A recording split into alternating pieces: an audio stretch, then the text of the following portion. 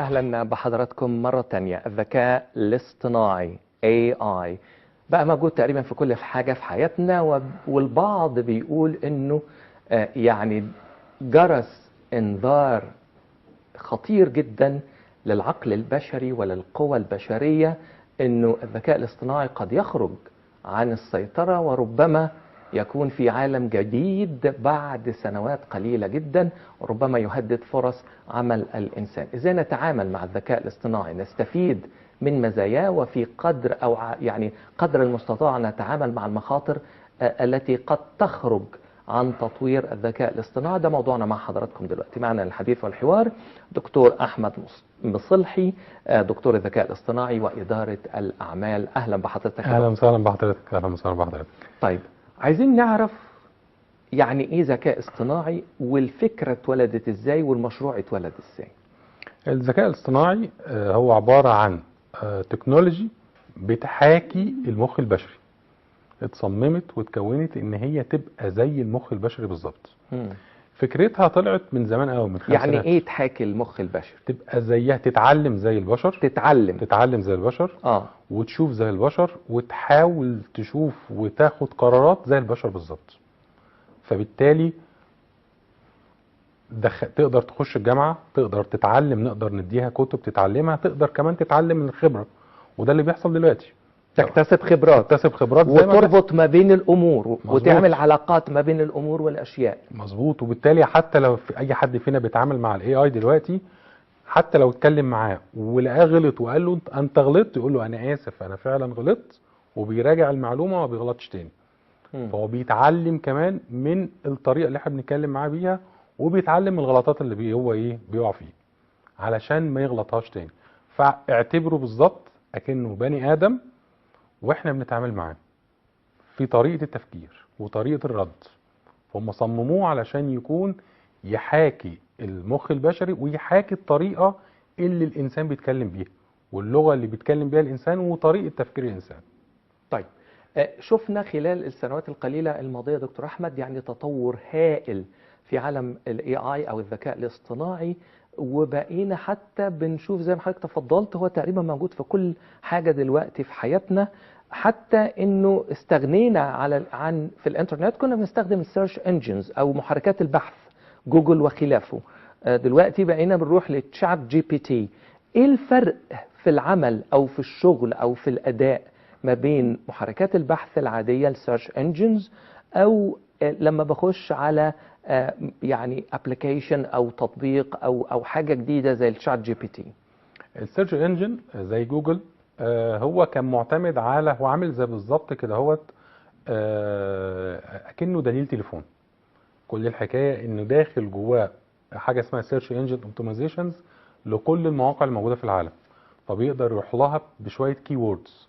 فوانس ان حضرتك بتخش وبتكتب الكي ووردز اللي انت عايز تدور عليها، او الموضوع اللي عاوز سبجكت اللي عاوز حضرتك تدور عليه، فهو بيبتدي يطلع لك المواقع اللي ريليتد للقصه ديت اكوردنج تو الاندكسنج اللي موجود عنده. ده بالنسبه لجوجل. نيجي بقى الناحيه الثانيه لشات جي بي تي، لا دي حاجه ثانيه خالص. شات جي بي تي هو بيسمع او بيشوف الموضوع من حضرتك، وبيبتدي يعمل كرييشن او يعمل انشاء لمحتوى حضرتك جديد طبقا للموضوع اللي حضرتك بتتكلم عليه. يفهم ليه؟ لانه هو متعلم وفاهم علوم الارض كلها، فالنولج موجوده عنده والمعلومه موجوده عنده. فطبقا ليه اللي حضرتك بتطلبه منه، هو بيبتدي يعمل لك ليه كرييشنز، ويبتدي لك ليه ينشئ لك المحتوى او النص الجديد دوت، وبناء عليه حضرتك تقرا النص دوت وتبتدي تقدر تفهمه. واحيانا لو طلبت منه المصادر اللي هو جابها، اللي جاب منها المعلومه ديت، بيقدر يقول لك المصادر بتاعتها ايه. النص الجديد اللي هو بيعمل له حضرتك تفضلت بذكره، هل بيختلف من سؤال لآخر؟ بمعنى لو أنا في مصر سألت سؤال هيرد عليا بطريقة، لو اتسأل نفس السؤال أو سؤال مشابه في بلد آخر أو حتى في نفس البلد، هل هيعمل محتوى جديد ولا هيلتزم بالمحتوى الأول؟ لا، في محتوى جديد هيختلف. يعني مثلا أي حد فينا بيروح يتعامل مع الاي اي مرة واثنين وثلاثة، بيعرفه وبيعرف طبيعته وبيعرف تكوين اللي قدامه ايه، هل هو دكتور، هل هو مهندس، هل هو مذيع. فبالتالي النولج واحده، انما طريقة القاء المعلومه او طريقه انشاء النص اللي انا اقدر افهمه هيطلعوا له انا بطريقه، وهيطلعوا لحضرتك بطريقه تانية. فبالتالي لو انا وحضرتك سالنا نفس السؤال، الاجابه اكيد هتبقى مختلفه بس صح، مم. بس هتكون بطريقه انا افهمها وحضرتك بتفهمها بطريقه تانية. يعني مثلا انا ليا في التفاصيل، فلازم يديني المعلومه فيها تفاصيل. حضرتك مالكش في التفاصيل، بتحب بولت بوينتس، نقاط رئيسيه فقط، فبالتالي هيدي حضرتك الموضوع في نقط رئيسيه.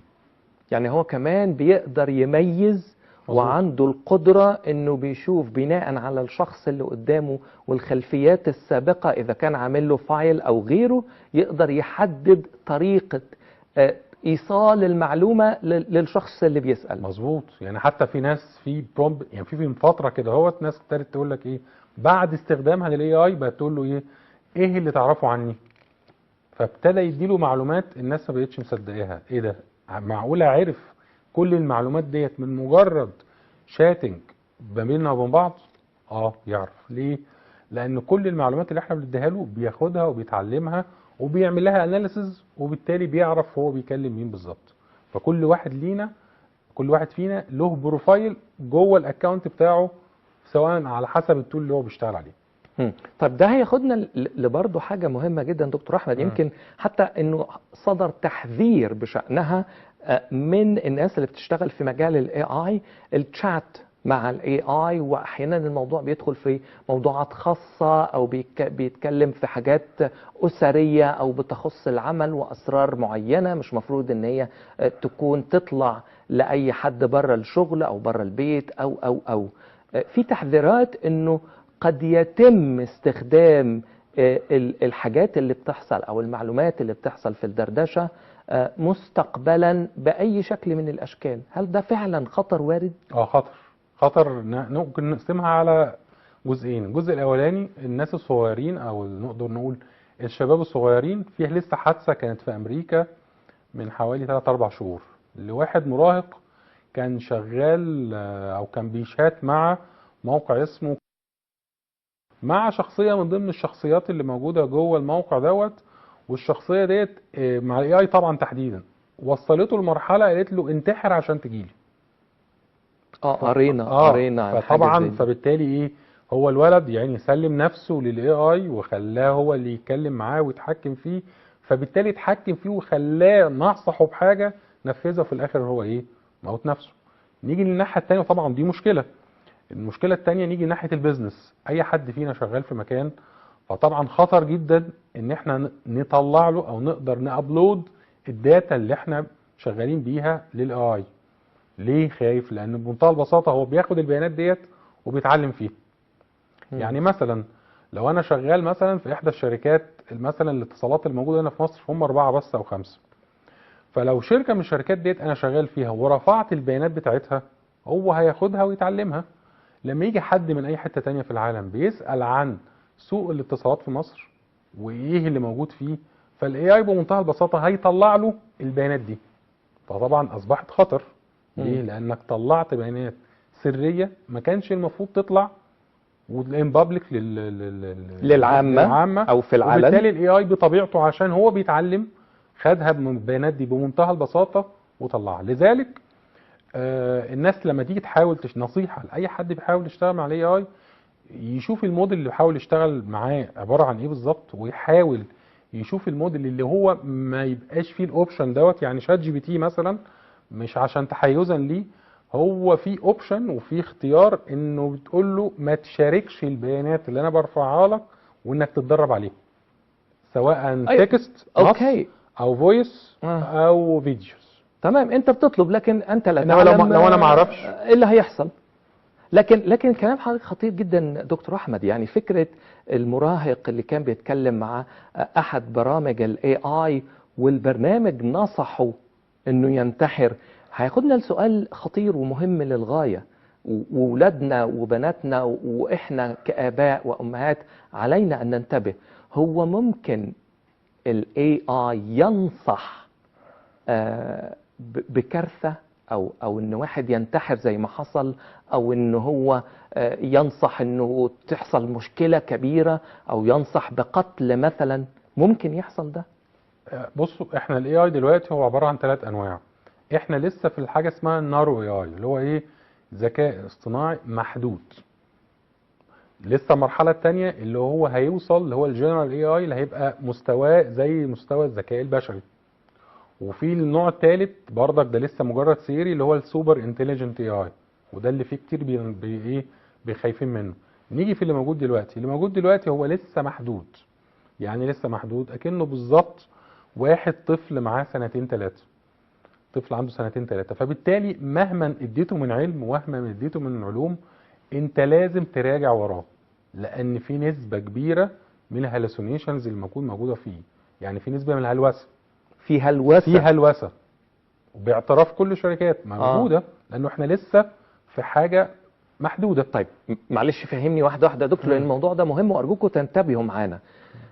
المفروض على حسب فهمي البسيط، وارجوك صححني اذا كنت مخطئ، انه الاي اي انت بتديله نماذج تعليميه وبتديله وانفو، وبناء على المعطيات اللي انت بتديها له هو بيطلع نتائج. مظبوط. فهل انا كراجل بعمل ده ومطور للاي اي ما اقدرش ان انا احط ريجوليشنز او ضوابط اقول له انه مثلا النفس البشريه لها حرمه، مثلا انا مش عارف هتلم ازاي، انه الحروب شيء يعني قهري ولا يجب ان يحدث على الارض، انه النزاعات والقتال باليد ده شيء يجب ان يبتعد عنه الانسان، اديله ضوابط. هل ممكن ده ممكن يحصل؟ طبعا، ممكن الضوابط تكون موجوده، بس انت ما تضمنش اللي بيشد. او اختار انهي نموذج وابتدي يتكلم عليه. في الاول والاخر النماذج دي كلها تحت ايد شركات، فانت ما تعرفش. يعني مثلا الناس في الفتره الاخيره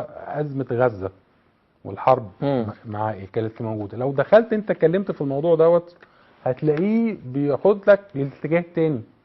فمعنى كده ان هو محطوط جواه شويه انستراكشنز بتقول له لا، الاتجاه ده الصح والاتجاه ده الغلط. ليه؟ لانه مبني عن طريق شركات، مش مبني عن طريق حكومات. وده ياخدنا طبعا ان احنا كمجتمع المفروض يكون عندنا الموديل اللي ينفع، او بمعنى صح اللي نعلمه الثقافه بتاعتنا، واللي نقدر نعلمه الكالتشر بتاعتنا والمبادئ والبرنسبلز بتاعتنا، المبادئ بتاعتنا، علشان مجتمعنا يقدر يتعامل معاه. طب معنى كلام حضرتك انه حتى الان مفيش كود موحد عالمي او حتى اقليمي للاي اي؟ مظبوط. هو ابتدوا يحاول، يعني مثلا في اوروبا ابتدوا يعملوا قانون للذكاء الاصطناعي. ده يعتبر تجربه كويسه جدا، يعني البلاد كلها تحاول تقتدي بيه وتشوف. لو هم ابتدوا برضك شايفين الخطر ده. واحد زي جيفري هينتون، ده كان راجل شغال في جوجل وسابها وخرج. ده من ضمن الحاجات اللي هو بينادي بيها، وطبعا ده يعتبر الاب الروحي للاي اي. من ضمن الحاجات اللي بيقولها لا احنا عايزين منظمه زي المنظمه اللي بتكنترول المشاكل النوويه، عايزين زيها بالظبط الاي اي، لانه شايف ان الاي اي خطر زي الخطر النووي اللي موجود في العالم.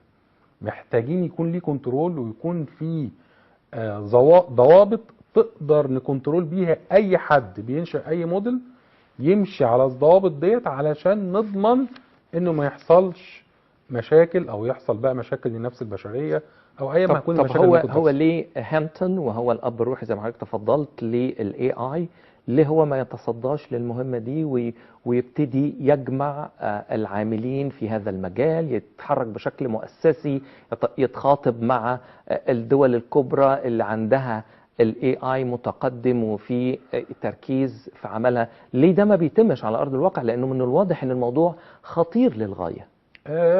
يعني نقدر نعتبره ان هو شخص وبيتكلم في ده، ولو الناس دخلت على الانترنت ودورت هتلاقي طالع في كذا توكس وكذا بودكاست بيتكلم في الموضوع دوت. بس هي اولا واخيرا لازم تحرك دولي يحصل. هو اللي عليه بيحاول يتكلم، وحتى استقال من جوجل عشان يعرف يقول الكلام دوت.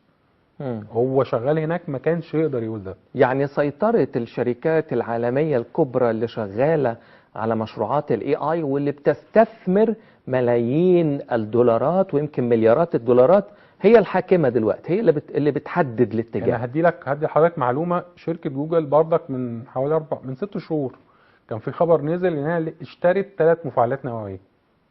3 مفاعلات نووية. علشان تمد نفسها بالطاقه آه. اللي تقدر تعلم بيها السيرفرات اللي شغال عليها الاي اي موديلز بتاعتها لانه الاي اي مستهلك شره للطاقة. للطاقه. صح فبالتالي كده؟ طبعا، فبالتالي ده انفستمنت. انت عايز توقفه؟ مش لا هوقفه، ما ولكن اقصدش، انا احط عليه بقول لك ايه، ضوابط. يعني هي الفكره كلها في ايه، انت عايز تعمل له كنترول دلوقتي، فهي بتبقى برضك هي ايه، عامله زي صراعات. مم. فبالتالي هو الراجل بيحاول يتكلم، بس هي الفكره كلها هل هيحصل، لازم طيب. يكون تحرك دولي يحصل علشان نقدر نكون لغاية ما التحرك الدولي يحصل، نحمي ولادنا ازاي، نحمي نفسنا ازاي من المخاطر اللي لا يحمد عقباها من موضوع الاي اي، لانه هو ممكن يشكل كوارث يعني.